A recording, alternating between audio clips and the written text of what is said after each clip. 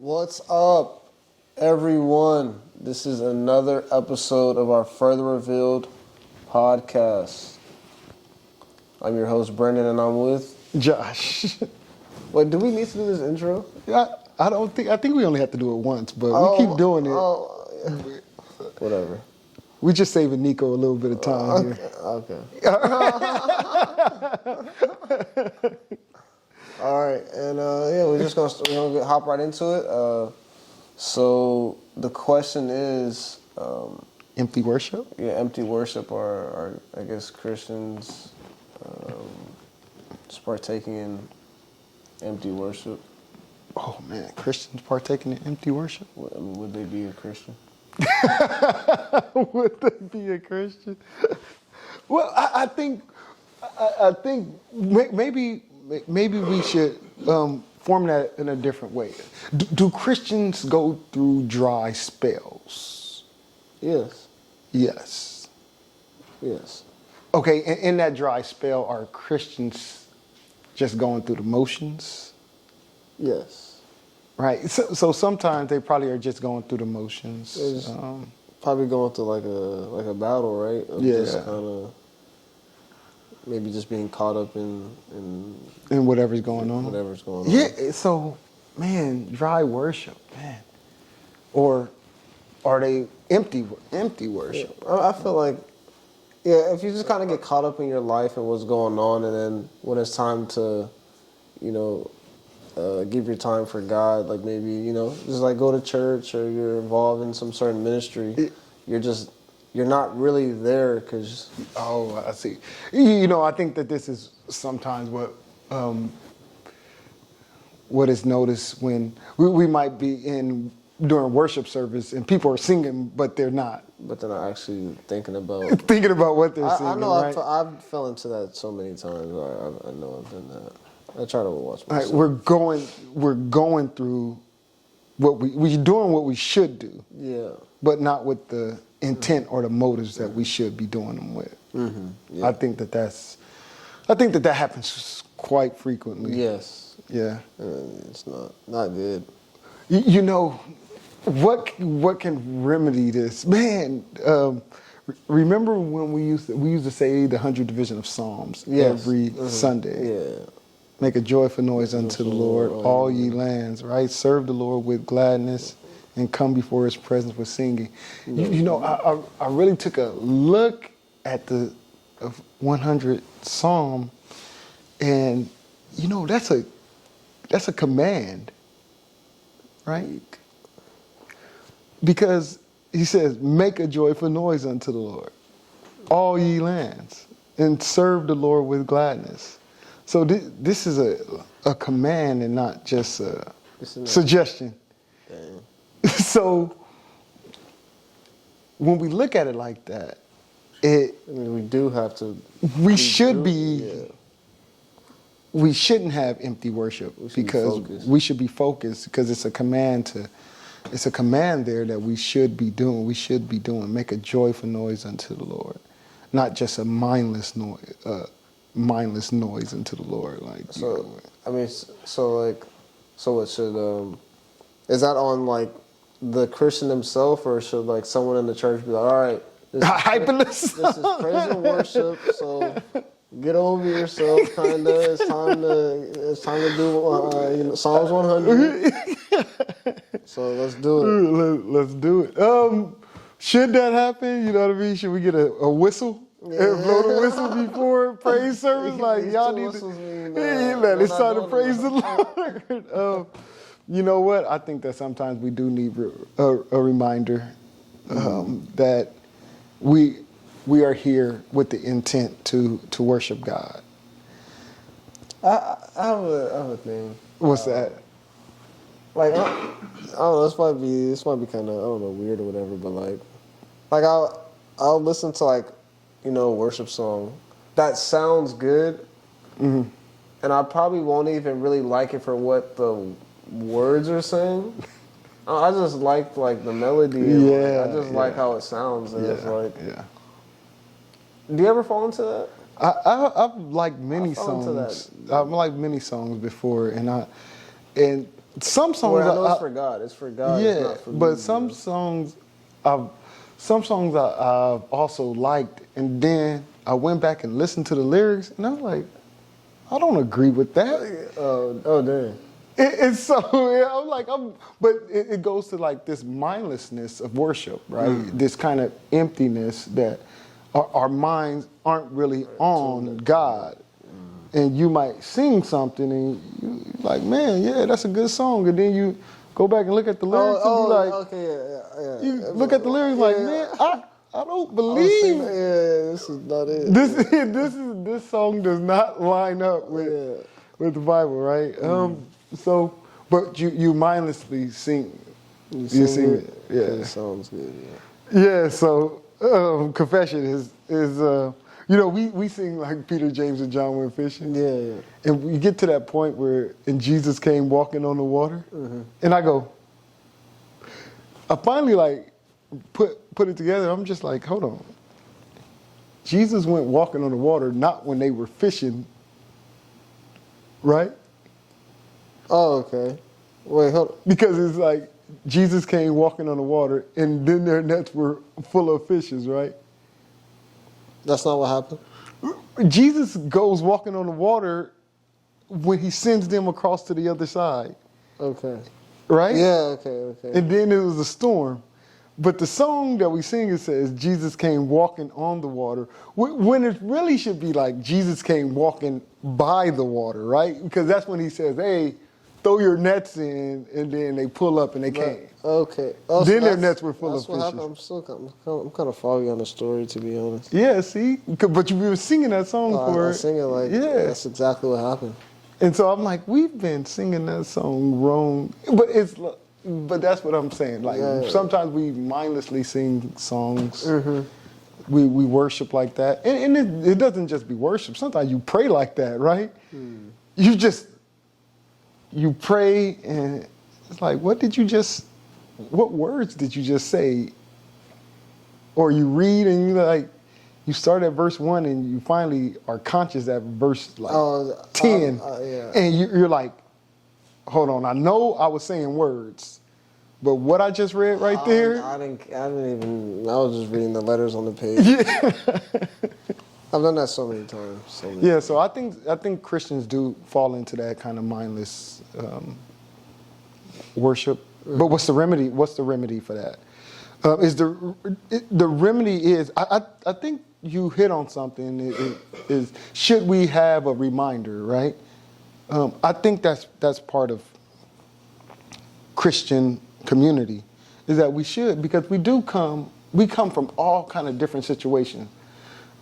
Not every time you wake up on Sunday morning, you got like praise songs playing and scriptures being read in the background, and you're like in tune to worship. Sometimes your little brother might be running around doing something that he shouldn't have been doing. My kids are like everywhere. Nico probably got a call from somewhere. It's like Sunday morning could go crazy. Life is happening. But like we make it to church and all that stuff is still rattling around in our mind, and we might hear the song, we might be singing the song, but in our mind we're still thinking like, man, when I get home, I'm gonna have to go do X, Y, and Z. And so I do think sometimes the onus is on us as a community to remind each other that hey, this is church. I know that you have life outside, but the person that we came here to worship God, and he's going to be the source of our peace anyway, right? So I think that is important, that we do remind each other of that. How we do it, I don't think we need whistles and attention. Yeah. We about to praise God. Get this hand clap and toe taps. If you're not doing it, you're going to hell, right? I don't think we need that, but I think we do need gentle reminders to kind of snap people into why we're here, why we're worshiping. I mean, that's always good. Even like in church, like when like Uncle Mike says, all right, it's time to, like this last Tuesday, he was like, okay. And it wasn't even for me. It was like, we're going to read the Bible with kids. Y'all need to like make sure y'all read. Like that kind of gets me like, okay, now I'm like, You know, I'm really gonna like pay attention to what I'm reading and stuff. Yeah, like that. I think we do need to draw our mind. It's something about drawing our minds in. God wants our mind to be drawn in, right? It says, serve the Lord with all your All your heart, all your mind, and all your strength. And so we have to. With all your mind, that's tough. So it's like we have to draw our mind, have to draw our attention into God. So I mean, should you have some sort of like, I guess, kind of ritual? It's like right when you like pull up outside the church, it's like, all right, so now I'm here.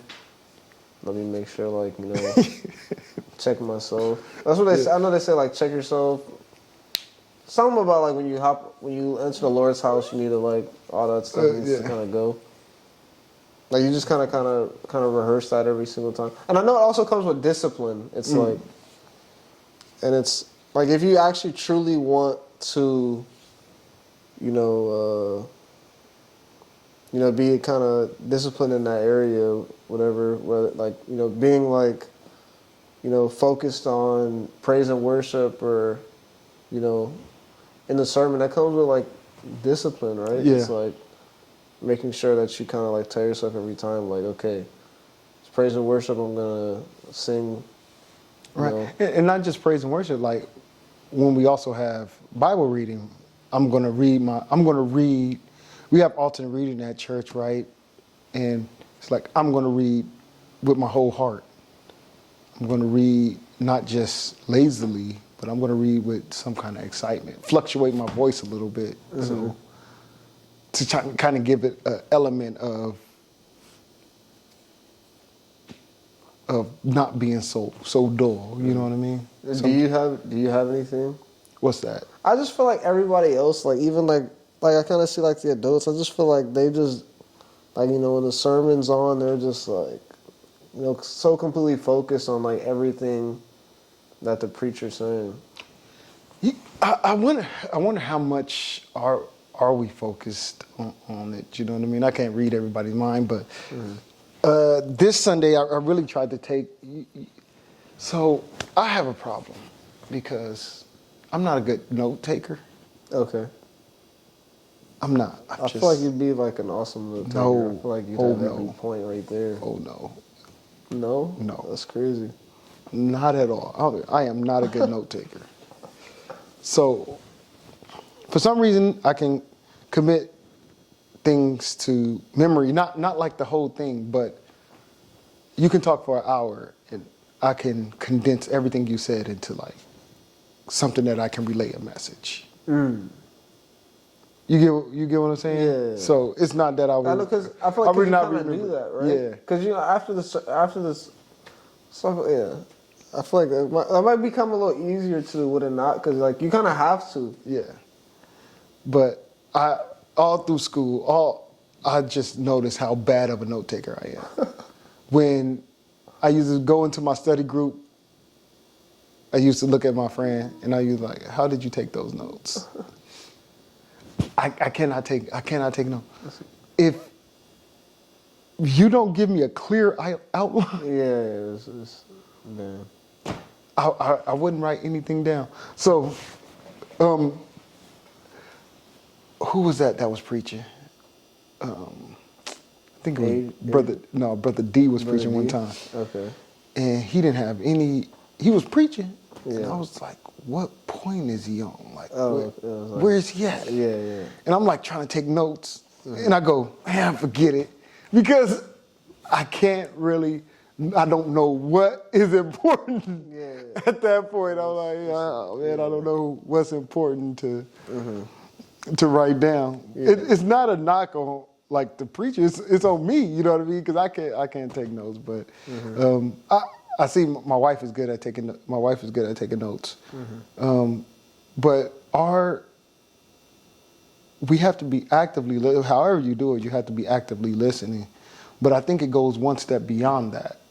Is how are we actively listening also, but are we applying?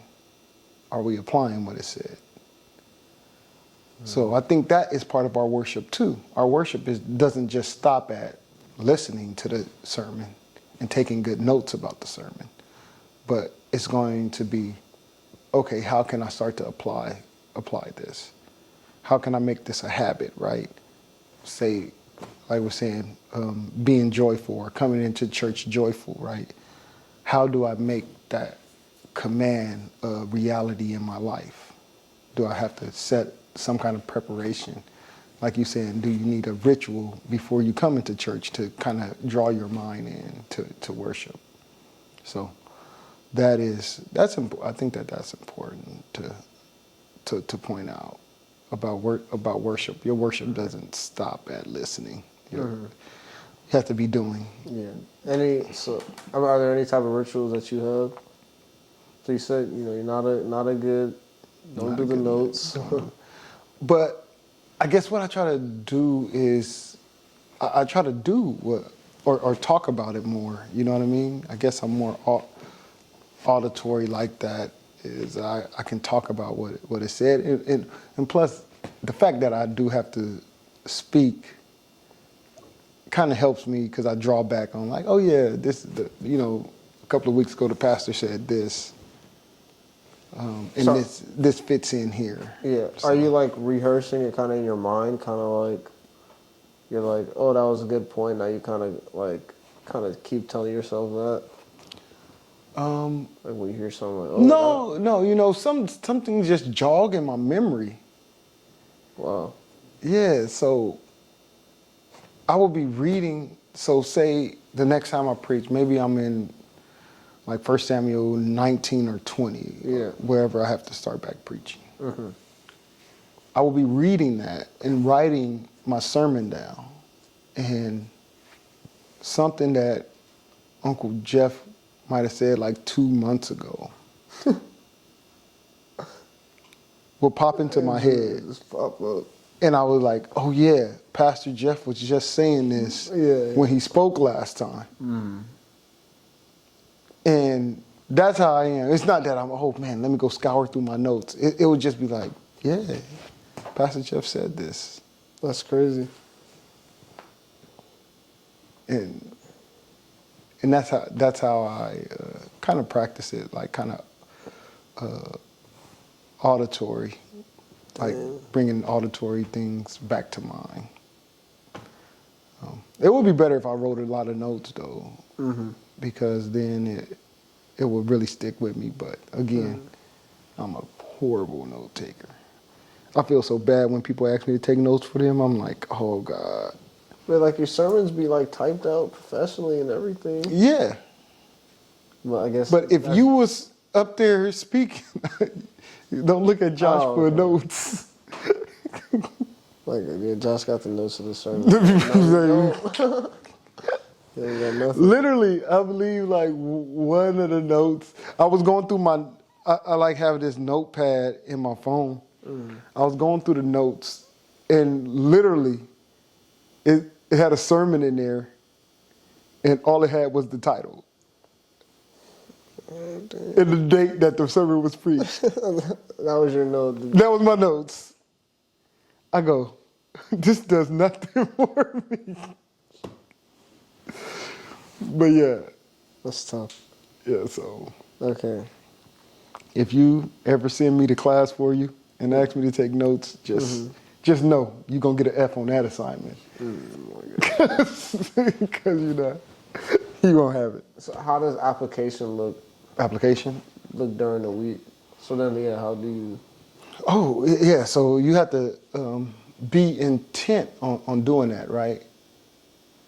And it really has to, I think it has to stick with you. Certain things stick with you. I remember the pastor talking and kind of calling me out on my, how, if I'm like greeting people enough, you know what I mean? Mm-hmm. And I never even thought about it. I'm just like, do what you do. Do what I do. Yeah. But I think that was a good point that he made, you know what I mean? Mm-hmm. Like, you need to greet the people. You need to make sure they feel welcome and stuff. Mm-hmm. So from that point on, I've been really working on my me greeting Being more everybody vocal. and being more welcoming. Try to have. I already had a lot. I feel like I had a lot of stuff at the house already, but try to even have more stuff at our house. So just so that I can work on myself. You know what I mean? Yeah. So that was something that was necessary. I think that when you talk about application, you can look at those things and think that you can think about a rebuke as like something that will stunt you, or it can help you grow if you take it the right way, right?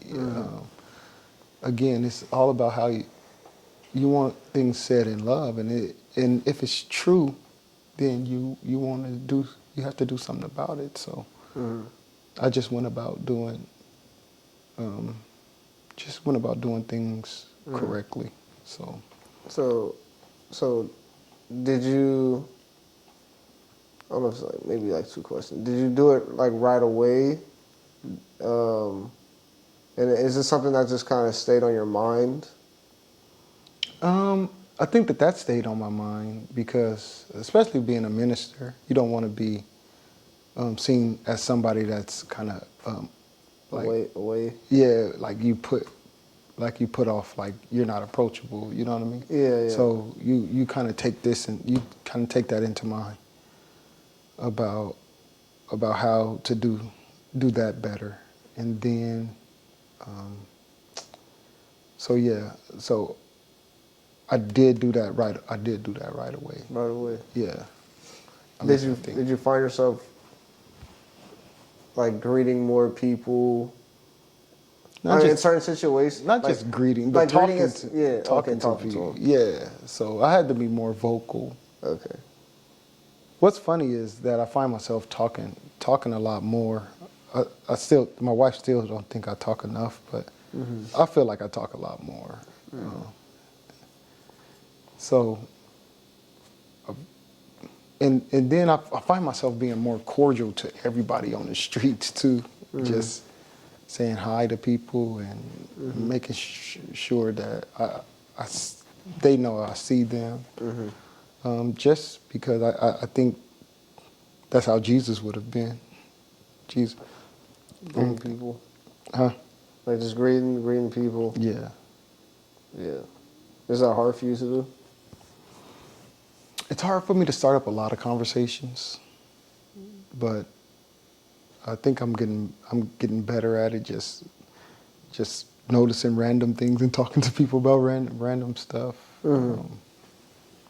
I felt like I had just took my boy to the restroom over the weekend. We were at a restaurant, and then I found myself just talking to the dude in the restaurant. And I'm just like, usually I'm in there like, you don't want to be the guy who talks in the restroom, you know what I mean? But I found myself. You was that guy. Yeah, I was that guy, just talking. And now my wife tells me like, you are giving people unnecessary information, and I'm just like, I'm just trying to be a cordial guy, crack a joke every now and then. I crack jokes like every Sunday, don't I? Yeah, you do. Yeah. You was cracking this last Sunday. Yeah, they tried to stop me, but they couldn't. They could not stop me. They can't stop me being cordial over the pulpit. So It has to happen. it has to.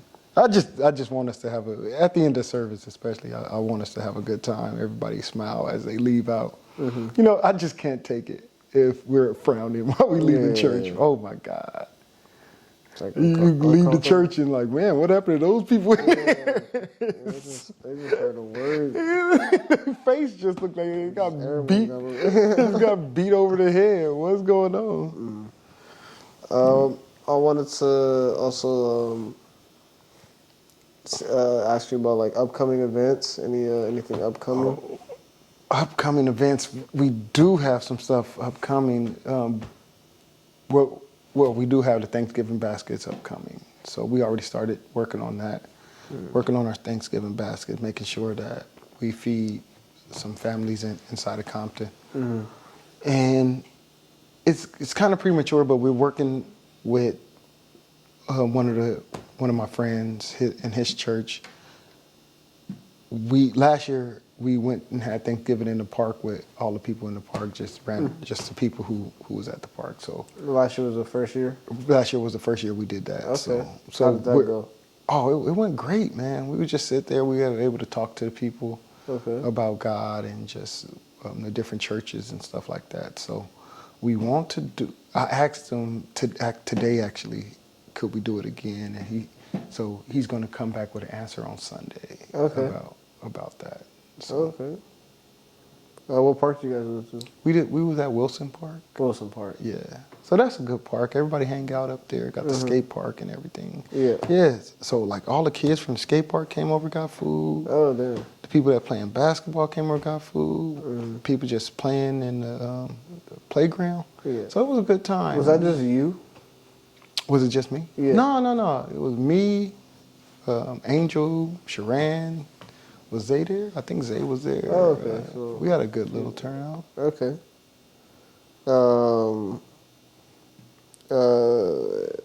And then Christmas service is coming up. Christmas is on a Sunday. No, Youth Sunday would be the 18th. The 18th. The 18th. So Youth Sunday's been good. Been good. They played the piano and the drums pretty good, man. Choppy and Cam. They did good. So I think they're supposed to be practicing Kumbaya. Yeah. I did that in like the second grade or something like that. It's so funny. We're singing songs that I would never thought we would sing. Like we were about to sing Kumbaya and we sung, what was that? Saints Go Marching In. It says Go Marching In. I also did that. I did that in elementary school too. I did both of those schools. Yeah, so. I think I did that on the recorder or something.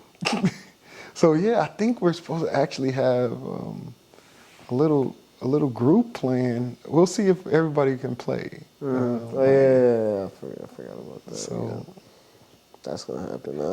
I said this is so funny. Like none of us have any kind of musical training at the church. It's like how we gonna direct 3 people on the instruments, but we don't even know what we're doing. But we're gonna Psalms 100 that bad boy, make a joyful noise unto the Lord.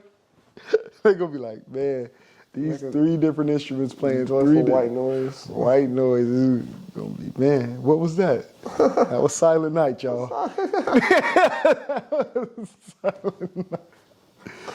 No, I think God will put it all together. God will put it all together. One is gonna be playing on. It's about the heart, right? It's on the B, yeah. One's gonna be playing on the B scale. The other one on the C. The other's gonna be like, oh God. And then on the live stream, it's gonna sound horrible. It's gonna sound even worse. The live stream makes everything sound worse. Oh my God. So it's gonna be good. Everybody's gonna be all right, man. So that's it for the end of the year. That's it for the end of the year. Then we have Watch Night service, which is going to be on a Saturday night to a Sunday. Oh, wow. Yeah, buddy. So we stay in the night? Basically. Might as well just have a... You know, we were just talking about, like, people mindlessly going through worship. They're going to be tired at that service, man. They're going to get up, preach. Like, literally got to go home and then sleep for a little bit. Yeah. And shower, wake up, and go to church. Yep. That's gonna be. And still somebody got to come with a whistle. Hey, that Sunday is gonna be the official whistle Sunday. We'll have a whistle like, hey, y'all gonna have to really praise the Lord. Everybody wake up. I don't get this Sunday off. Yep. But all right, man, that's the last 30 right there. That's it. Knocked it out. Man, knocked it out. But we're glad to see you guys, and we always want to invite you to Revelation Church in Compton, 713 Rosecrans in Compton, California. Come. And I hope you guys enjoyed it.